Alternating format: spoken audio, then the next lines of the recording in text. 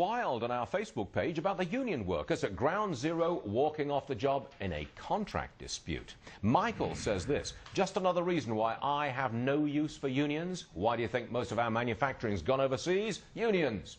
This from Carolyn: fire them all. Hire non-union workers to finish the job. There are enough unemployed workers that I am sure could do it.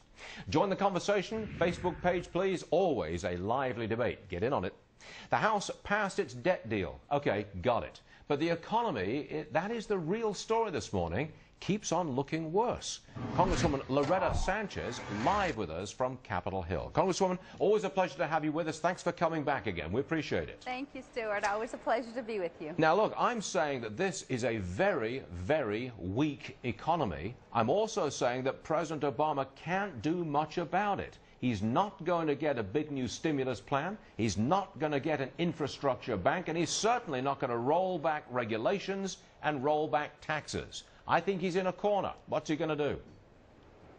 Well, I would hope that with all of these tax cuts that have continued to be for the rich, that in fact they will say that they said that they would create the jobs. So I'm hoping that they'll get the money, that almost $2.5 trillion now that sit in corporate bank accounts, and get it out into the economy. I mean, you know, our biggest problem is that our middle class has either become more into the lower income class, well, I'll tell you what, and they're very scared to spend. I agree with you that there is, what, a couple of $1 trillion in corporate bank accounts. At least $1 trillion of that is overseas.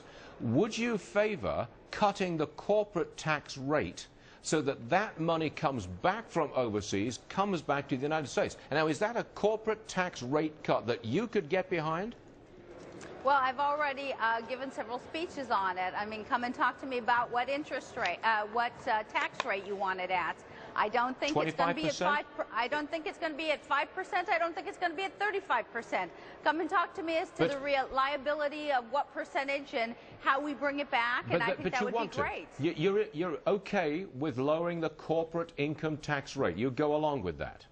Yes? I would go along with that if I knew that, in fact, once it came back, it was actually going to be spent. Again, there's a lot of money even here on the corporate books, and it's not being spent. Okay. The bigger problem is that our businesses don't see the demand for product. The demand for product. The demand for product comes from people. People don't have jobs. People are scared of losing their jobs. So how do you get that going? People's benefits and monies are coming down. What do you think? Well, what is the Democrat answer to that problem? How do you get growth in this economy? What do you want to do?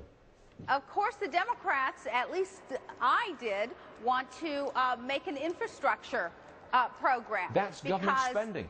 You haven't got any money. You haven't got the money. You've got to borrow that money. Are you prepared to do that? Well, obviously we're not even going to get it through this Congress, and you know that. So now we're going to try it the Republicans' way. They say that we're going to cut spending and that will create demand. So I'm going to be very interested to see if doing it their way works in the next 9 months. Actually, you don't have an answer, do you? No, I do have an answer. Again, infrastructure and investment in people. Investment in people. But you know you're not going to get an infrastructure bank. You know you're not going to get it. Absolutely, because we have a Congress that won't vote for that. So it's stalemate. We have a Congress that won't vote for it. It has been a stalemate here. You will pay the price. The president will pay the price. If the unemployment rate keeps on going up, if this economy slips into recession, your lack of an answer about what you're going to do about it, this president and the Democrats, you'll pay the price.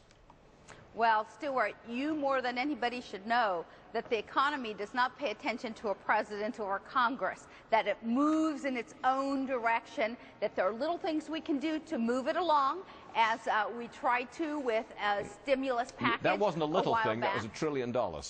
You know, well, that was significantly less. That was significantly less than the $8 trillion of no revenue that came in during the Bush years. Ah, it's all Bush's fault. All right, Congresswoman Loretta Sanchez, Democrat, I believe, Southern California, right?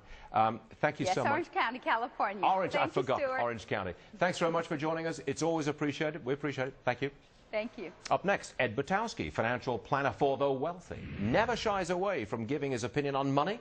But was he wrong when he said, don't buy treasuries? We'll ask him to defend this.